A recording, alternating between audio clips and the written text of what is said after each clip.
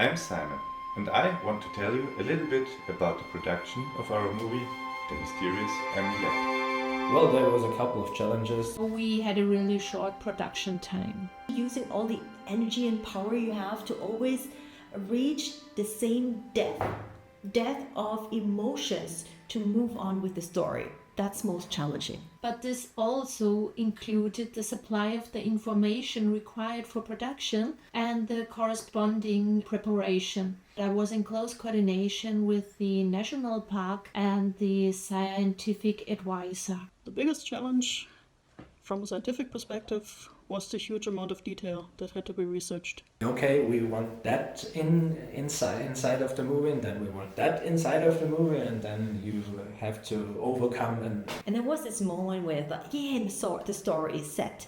And suddenly we came to the conclusion that we want to show new things, different things, more things, and then we had to add things and squeeze them into the story that had already existed. That was kind of challenging. We knew the film would be around 8 to 10 minutes long. We decided to keep the load on our render machines not that heavy because we had not that much time, and that was a good way to stay within the production budget of the film. Most of the things have to be done overlapping. So this was challenging, but it was also very much fun. One of the key aspects was the development of characters, the dialogue, and the story itself. You're waiting for the chunks that fall from heaven. It would be nice to get like the beginning and the ending and to get the structure, but you don't get the structure, you get chunks. You get this first picture and then whoop, there's the second picture, this next feeling is actually putting together chunks in a logical way. So first it's all about relying on feelings and creativity. And then when you've got enough chunks, you use your cognitive power and you work with structure and put everything together to create a common thread.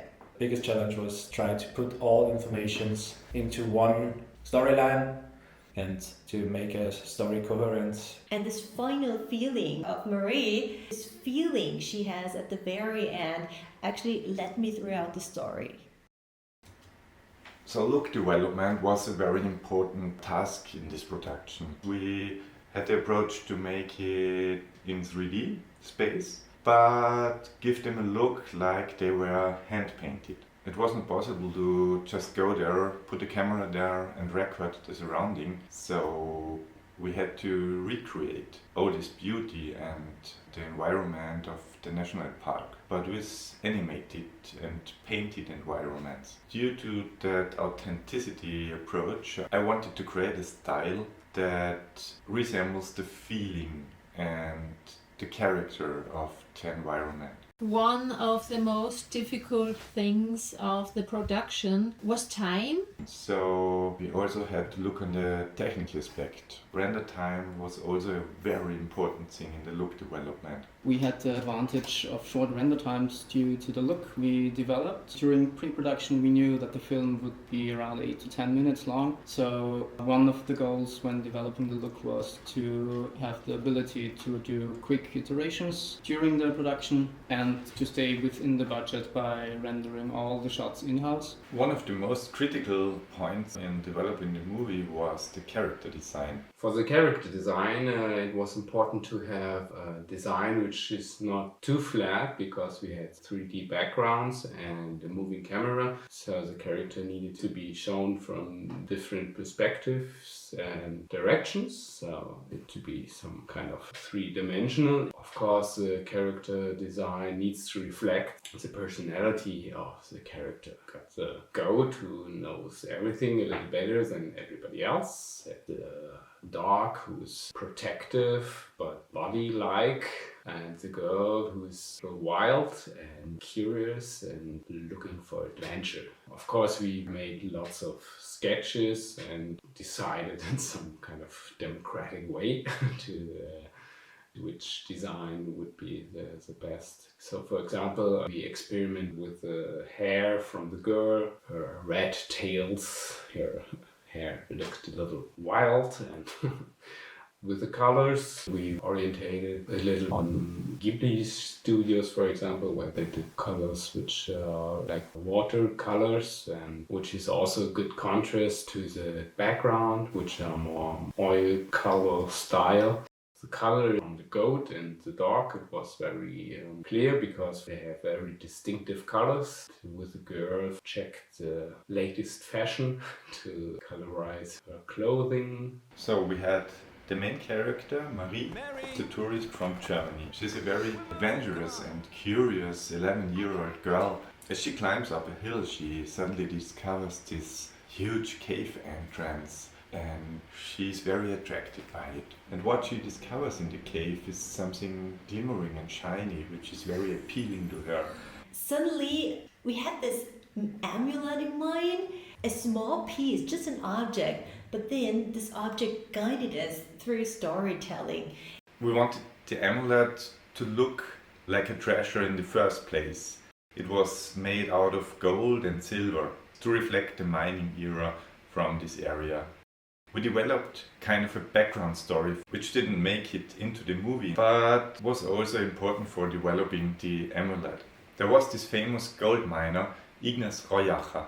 So we thought about a little story where this Ignace made this amulet for his wife. This idea leads us to an heart-shaped form, and it also gives the amulet a more emotional touch. In a version of the movie, we wanted to put an actual image of Ignace's wife into the amulet. You can have a pretty good idea. I wanted to have that in the movie. When you create something and you're a big fan of an idea and you know that it's not gonna survive. In the end, you always have to take a look at the perspective from the guy who's watching this movie, who doesn't have the information in the first place. So you have to put something away. Because it's not part of the bigger concept, and you have to throw it away and say goodbye. Kill your darlings. So we dismissed this idea. But still, the amulet is a symbol for your real treasure, because it's not only a treasure made out of silver and gold, but it has some inner meanings too. And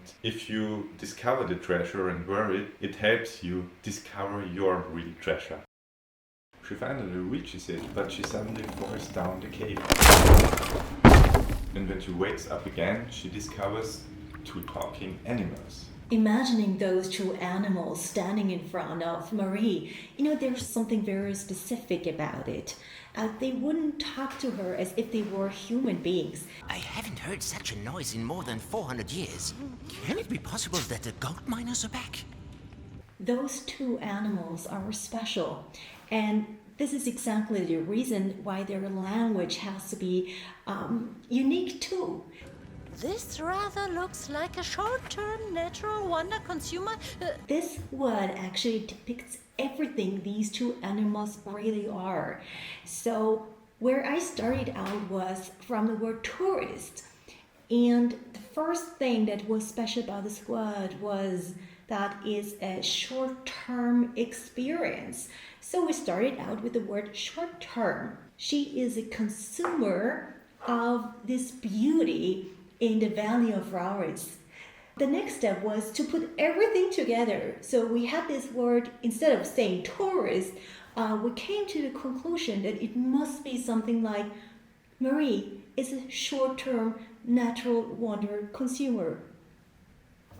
Hey, don't talk to me like a Nobel Prize winner. There were loads of dialects in that area. They don't use words like the rest of Austria. As they are local animals, at least in the German version, the voice talent should have a little bit of an accent. Not too much though, otherwise some people will have difficulties to understand. But keep it in a way that the charm of the language is still there. You have to be certain that this text, this line needs some kind of rewriting. And then you can be certain of the fact that, again, the rewriting needs some more rewriting. And you end up with a sequence of rewriting processes. Tiroler Bergspitz and Tauernscheckenziege. We chose these two animals because they are typical animals for the area. They or their families were living in this area for centuries, and due to the long time they were living there, they perfectly adapted to their surroundings. But now I have perfectly adapted Mary. We could show the change during the adaptation of the animals to their surroundings. As Max, for example, was brought to the area as a herding dog. So his main task is to herd animals. And Grete was a farm animal, which was herded by the dog. But nowadays the roles have changed and are not so strict anymore. In fact, those two characters are best friends. We think the dynamic between them would fit perfectly. Max the dog is more relaxed and easygoing. Relax. Stay cool. He always has a solution for everything and not so much worrying about things. Absolutely no problem. But he's also caring a lot. Now you've got us. His job was to herd animals, and in this case he kind of herds Marie and wants to bring her back safely to her parents. I've been guiding my sheep to the pasture for many centuries. After me. On the other hand, Grete, the goat, is more a teacher-like character who wants to explain a lot of things. Grete knows quite a lot and So this can be a little bit annoying from time to time, but in fact she's a very likable character. And also Grete wants to help Marie and show her a little bit around and tell her about the surroundings. Well observed. Many centuries old, over 80 dark moor ponds. Absolutely unique amidst our region Hohe Tauern. You first describe the character, but 3 days later you find more adjectives you can give to the character, and 6 days later there's more to that. So it's all about time that you get to create quality in such a process. Those three characters, Max, Grete and Marie, were the perfect trio for us to accomplish our goal to make an emotional movie that tells a story on the one hand, make people get connected to the story and to the characters, gives us the possibility to explain about the animals who live there and how the environment has changed over the years, which was always a big topic for us. We do know quite well what processes and changes took place in a defined period of time, like how the vegetation and the wildlife changed, the tree line shifted, or how certain features evolved. We often don't know exactly what all these things looked like at a specific point within the time frame. So then we had to extrapolate between the initial and final state and make an educated guess. We really wanted to show the changing and evolving in a kind of time-lapse shot, but not only for a few months or years, but for a few hundred to thousand years. After all, the movie was made for an exhibition in the Raurist Valley. We decided to show the development there from the past until now. So when we first see the scene, or when Marie first discovers the scenery, she's very impressed by this beautiful nature. Looking into that valley, she sees a lot of dense forest and a beautiful river, just pure nature. The trees ranging from top of the mountains to the bottom of the valley. Pretty nice here. But where are we actually? Max and Grete, with their magic, wanted to show her how this valley actually looks like nowadays. There was a gold rush in Rauris because it was one of the most profitable things in Salzburg at the time, between the 15 and 1700s. They sent Tauern gold to Italy, to Tyrol and to Germany, and it all came from Rauris. Then people started to mine in this area, silver and gold. During that period, a lot of timber was needed for the mining activities, but also for building houses and so on. So we see how trees disappear, the forest is getting less dense, and there was little forest left. But later on, mining activities went back, and so also the forest comes back again. You also see the river is changing through the valley. Buildings are coming all the way, streets that are evolving, until you see the actual building of the church standing there nowadays. as the whole story takes place within the National Park Hohe Tauern, it was very important to us to make a good representation of the environment there. We had a lot of reference photographs from the national park, so we always had in mind how to build this world in reference to the real national park to achieve a big recognition factor for the client and the viewer as well. It took very much care to be as precisely as possible. If people were traveling to the national park, our hope is that certain locations can be really found again in the movie, or the other way around, locations from the movie can be actually seen in the reality. We put a lot of time and effort into depicting the real locations as closely as possible. But on the other hand, we didn't want to make exact reconstructions, only so much that you get a feeling of the real location and the national park as a whole. One example of the reproduction of a real environment within our movie were the criminal waterfalls. They are the most well-known waterfalls within the national park, and I myself was also there, and they are really impressive. So as we decided that our showdown should take place at an impressive location, the criminal waterfall soon came to our mind, and we tried to represent that. A much smaller example is the hut, which represents a real hut in the national park, the Söllenalm, and we took the front of the real location and put it in an environment that we needed in the establishing shot. So in the movie you find it in the beginning where Marie and her parents are walking or running in front of this hut. One thing which was very clear to me in the beginning was that I wanted classical hand-drawn and frame-by-frame animation for the characters. I did the frame-by-frame animation, so the characters are all frame-by-frame animated.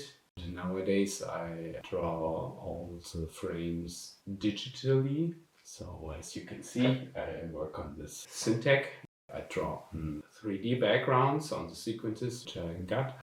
Normally we work with 8 up to 12 frames per second. You use less frames than in normal film because there you can spare some work. After all there were probably about 12,000 drawings, not frames but drawings, because sometimes there were 3 characters in the picture, in the frame. And of course every character is individually drawn and later on put together. I think you can connect better with the hand-drawn paintings. I can create this natural feeling of the animation. I'm very happy that we did this frame-by-frame animation because it's not very common nowadays, especially if you have so little time like we had. Since we did not animate the characters directly in 3D and rather have them drawn over the footage, it was very important to have a good representation of the whole movie via storyboards. The storyboard was the next step then, after we received the screenplay. I did rough sketching so that we could decide how many shots we have and what directions these shots are. But these were really very rough black and white sketches. What we also did was an animated storyboard, which just show fragments of the movie that are finished or that are in production or that are just plain storyboard pictures, and try to form a kind of pre-look at how the movie will develop in the end, how long it will be, and where we have to do some changes in the story before we really produce the animations. We had planned almost every shot doing the rough animatics to see if the cameras and the content of the scenes is working. Then we handed those renderings to our 2D animator. So with the first sketches from the 3D animation, I started to do the first animation sketches, and it was really starting with rough sketches. Mostly it was about getting an idea how shots are gonna be and about the timing. The whole process was back and forth between various departments, and in the end all the footage were combined in post-production.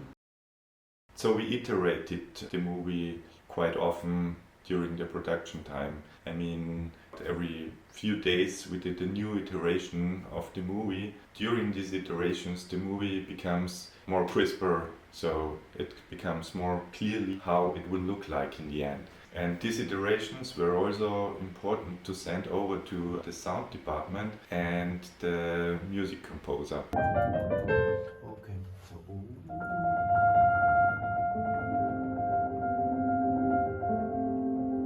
the most important part for me is to develop a good main theme that summarizes the whole movie.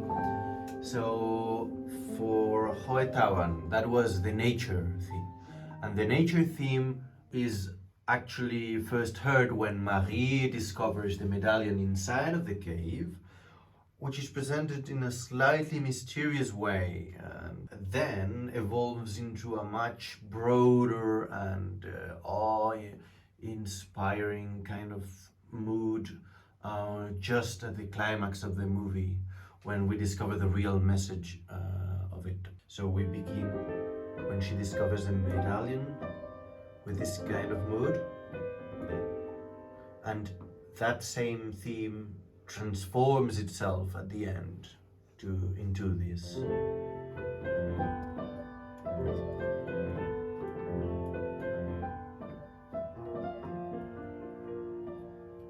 For Mary, I took a very folksy kind of accompaniment, which is very characteristic of Alpine music, and then I played a very simple melody above it, just to reflect, you know, the innocence of a child through the mountains.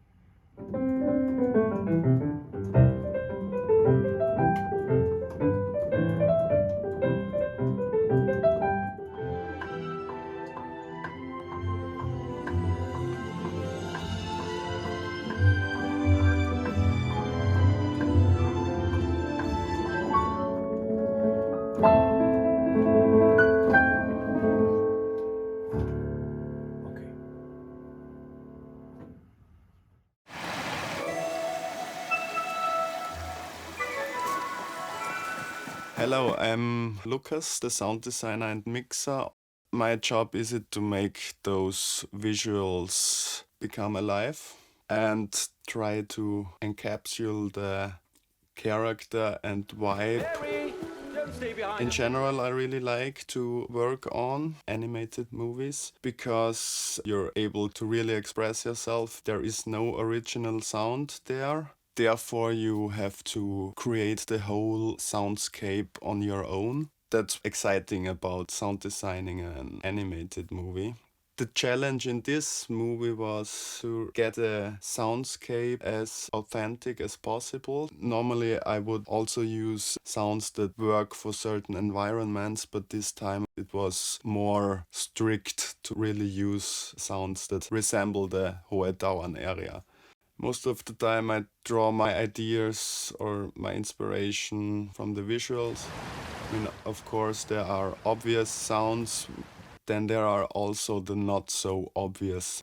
For example, when there's kind of magic going around or create a more sinister ambience, such as the cave interior, where there's this deep drone rumbling going on. So we use sound libraries. I also recorded all cloth movement sounds, doing some proper Foley work where I try to move the way the characters move. It makes for a more believable sound experience. Schaut das hier überall so aus? Und wie lange seid ihr schon da? Kennt ihr auch andere Menschen? Naja! Stop! I provided all the sounds, but I didn't record the voiceovers. The voices of the characters got recorded by the speakers themselves. We made a casting for dubbing voice. There applied about 200 voice actors and I have to check all of them. Then I made a short list and we finally found our 3 favorites. Wait!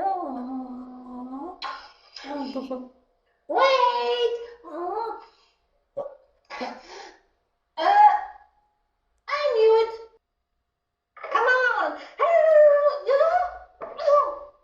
Das ist der Moment, wo Max angelaufen kommt. Ja. Genau. Come on, Harold! Stop! Wait!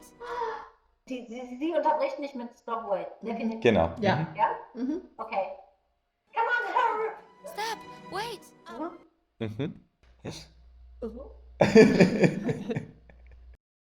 I got the edited version of the voiceovers. The job as a mixer for me was it to make the voiceover work in the environment of the movies. You have found it? Actually, And also make it work in respect to each other. and darling, Everyone recorded their voice by themselves. I'm sure she can't. So there was a slightly different approach, which results in a slightly different sound. So I had to adjust to make them sound like they are one project. A good story is always some kind of teamwork, and it's really cool that everybody contributes something, and sometimes it's this little piece that turns out to be like this magical piece everybody was looking for, but nobody had expected that. So, well, have you detected your real treasure?